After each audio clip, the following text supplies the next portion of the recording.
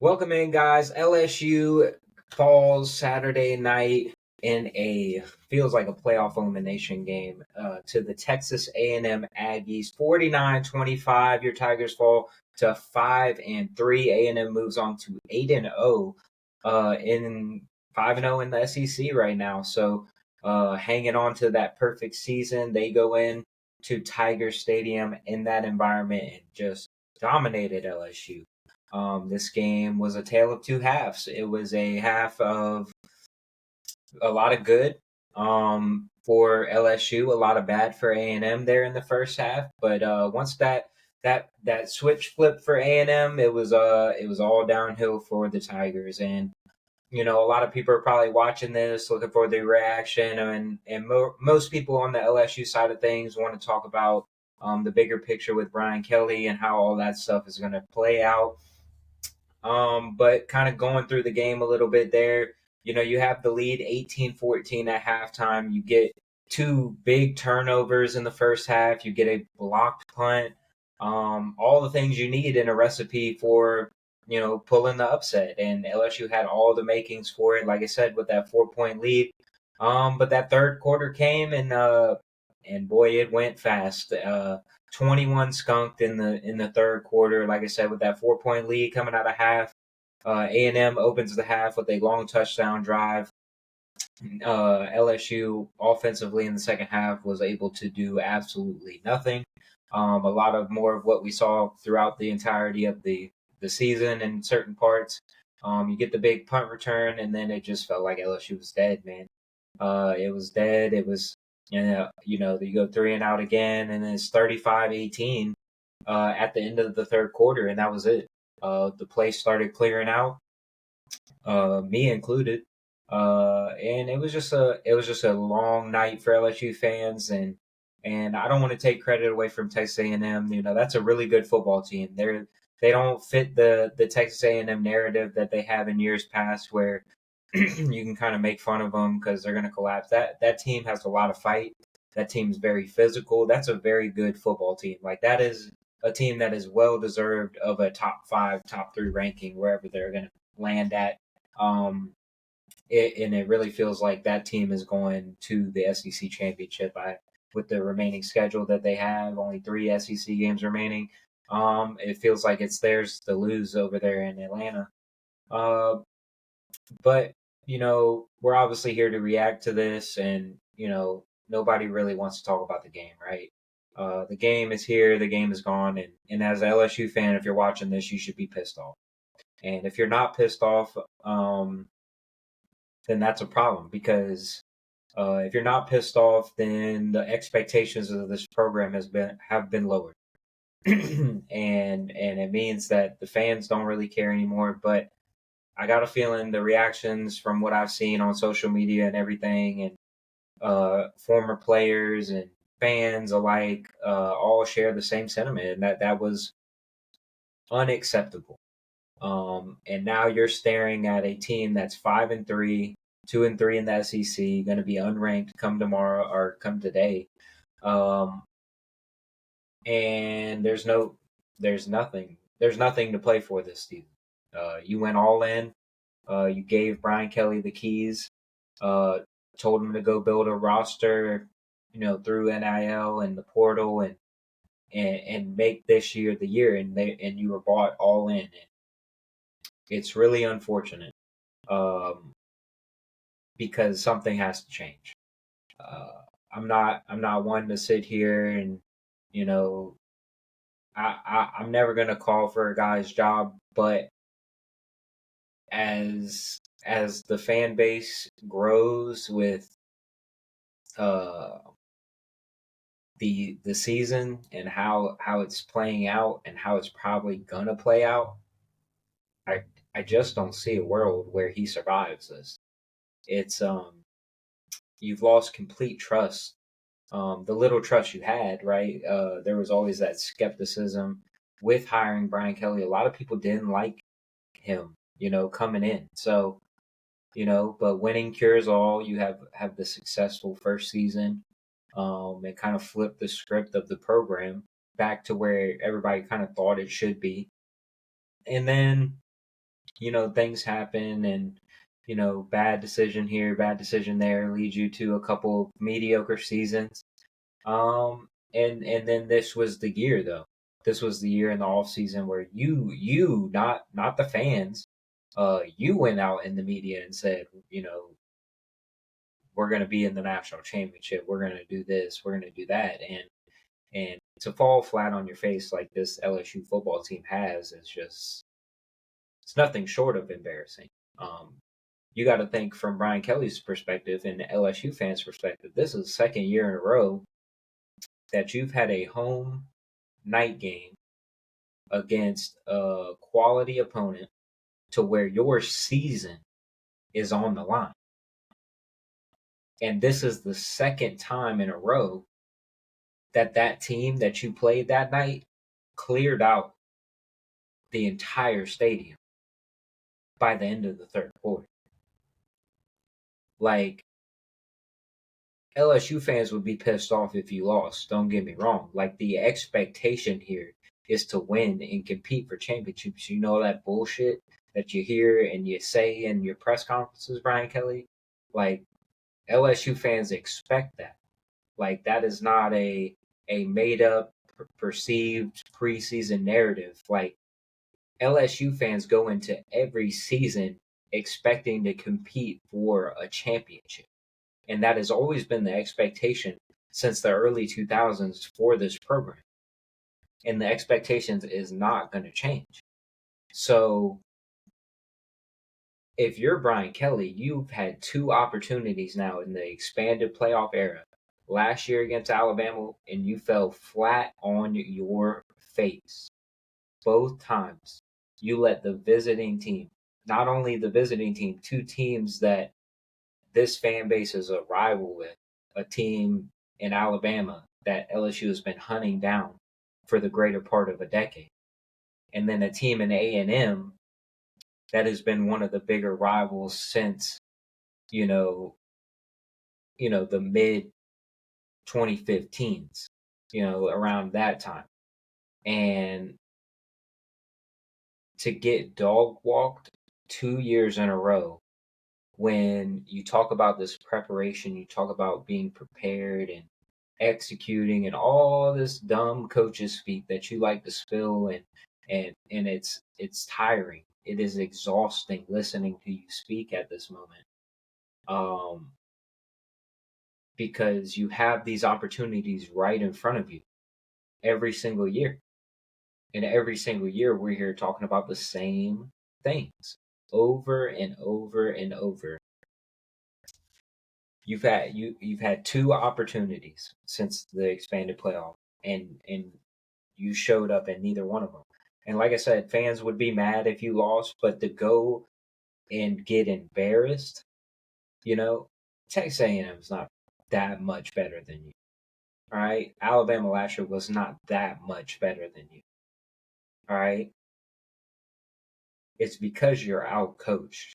It's because you can't figure out how this thing works. Because other teams, they don't have these issues that LSU has. They have issues, don't get me wrong, every team's got issues. But the words that are associated with this LSU football program right now are not words that any football fan wants to hear about their team. Words like soft, words like unprepared, not physical. Like, that is what you associate this LSU football program with. And a lot of you are watching this, and a lot of you are LSU fans and have watched LSU throughout the years and know the history of this football program and what it means for LSU to play football a certain way. A lot of people didn't like Brian Kelly when they hired him and said it was a culture fit thing. And I was always the one where it's like, I don't give a damn where you come from. I really don't. If you stack wins, I don't care. But the fact is fans are tired of hearing those words associated. And then they're damn sure tired of hearing excuses because that's all you hear nowadays, right? It's in 2022, you got the benefit of the doubt, right? First year. 2023, you made bad hires and you had to cut ties with the entirety of the defensive staff because it was so bad. And then in 2024, you have the Mike Denbrock situation. You promoted Joe Sloan. The offense, while they were a top 25 unit, could not run the football, and your defense still needed work. So you told everybody what you needed. The athletic department fully invested in you, Brian Kelly, fully invested in you. Not only with the $10 million a year, they fully invested in this football program by giving you everything you needed to be successful. And here we are on October 26, 2025, talking about LSU at 5-3, 2-3 in this league. This was a preseason top 10 football team. This was a team that spent $18 million in the portal, only second behind Texas Tech, who just happens to be a one-loss team right now and looks like they're heading towards a Big 12 championship. You are the epitome of what this era means right now. You built through the high school ranks. You pulled good recruiting classes. You made good hires on the defensive side of the ball to try to fix things.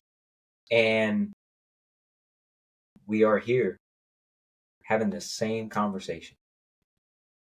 And you know what? It's not just the offensive side of the ball. A&M just hung half 100 on you.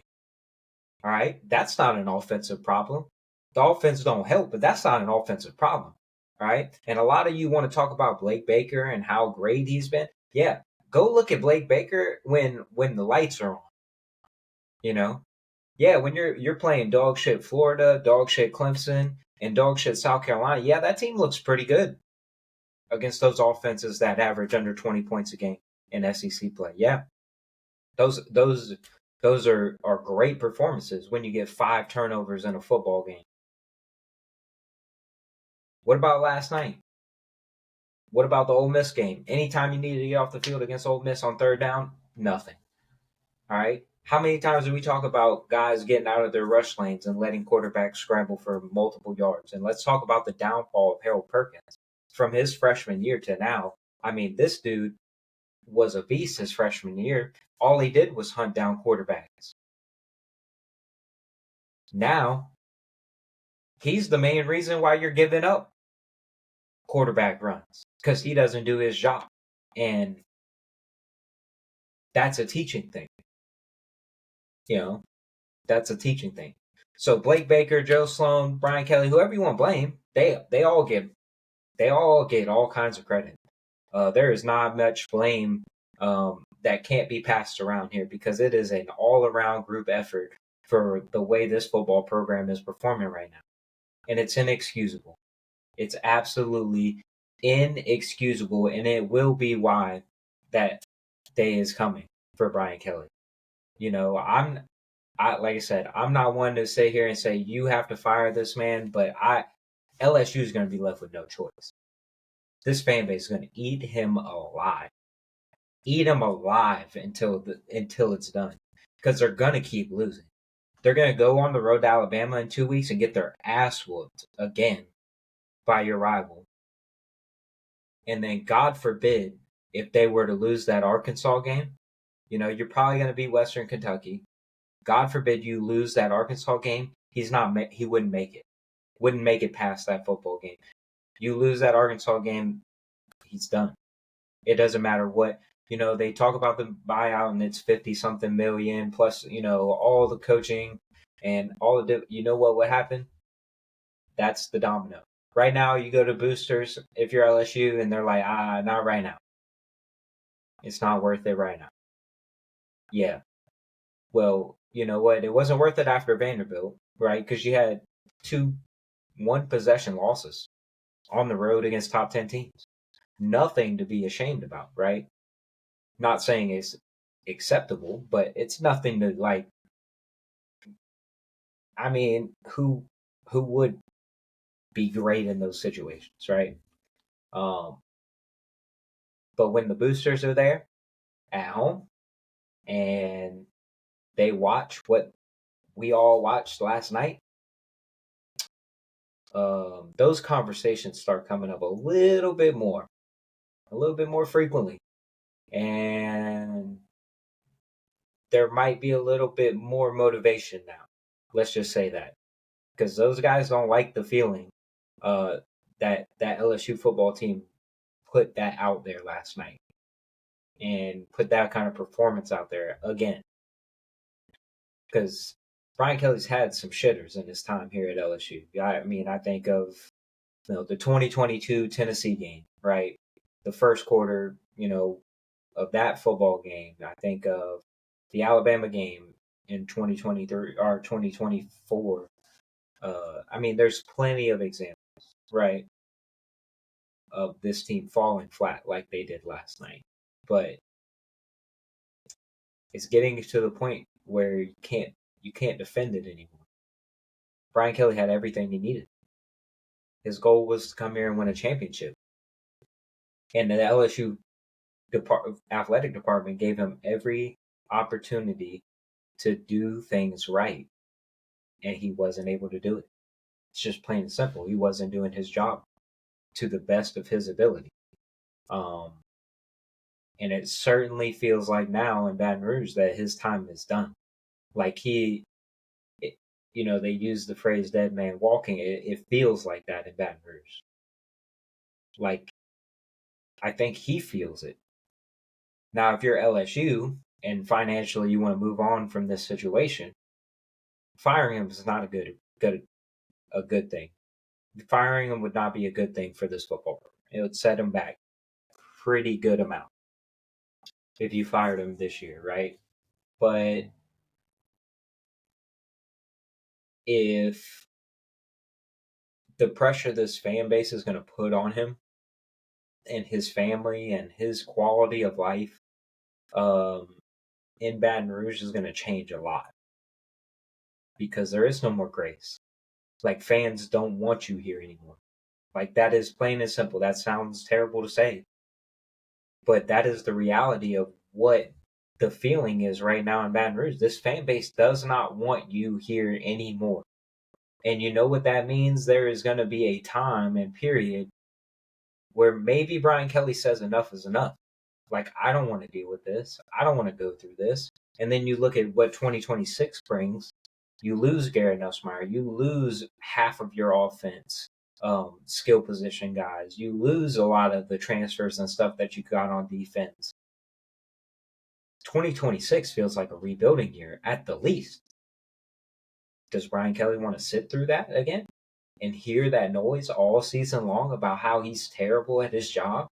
Does he want to hear that? Does he want to put his family through that? Does he want his legacy as a college football coach to be known as the guy who fell and flopped at the end of his career at LSU?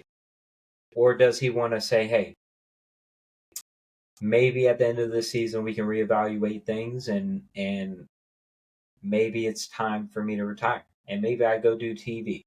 Maybe we work out a deal where LSU pays him just a lump sum of part of his contract and he can go work TV and retire off in the sunset and play golf and do whatever Brian Kelly wants to do. And then it would be a mutual win-win situation for LSU and for Brian Kelly.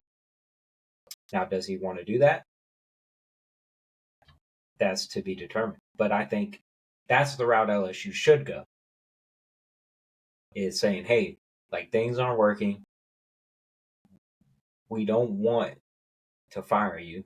We wanted this to work, obviously, but it's just not, and it's time. And if we can't agree to this, then we're gonna have to make tough decisions. And are they gonna give him another year? I feel like they are. No matter, like I said, I don't know. I feel like no matter what happens this year, he's probably still getting another year next year. Probably going to cut ties with the entirety of that offensive staff. Brad Davis, Joe Sloan, Cortez, all of them probably gone. Everybody but Frank Wilson, I believe, would be gone. And do you trust Brian Kelly to make a good hire there? He already showed that he could make a good defensive coordinator hire. He already showed that moving on from Mike Denbrock was not a great idea. So, what does it look like? I don't know. I don't know what it looks like, but LSU's not done losing football games. Um, the program is probably at a very low point right now. It is not a good spot. This feels 2020, 2021 vibes. Like the record wise is better, but the feeling is not any different. Where you have a coach out there that looks like he don't want to be there.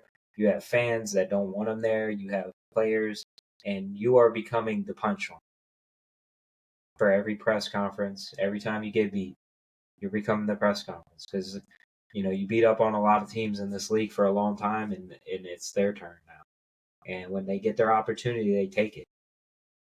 So LSU fans aren't going to put up with it very much longer.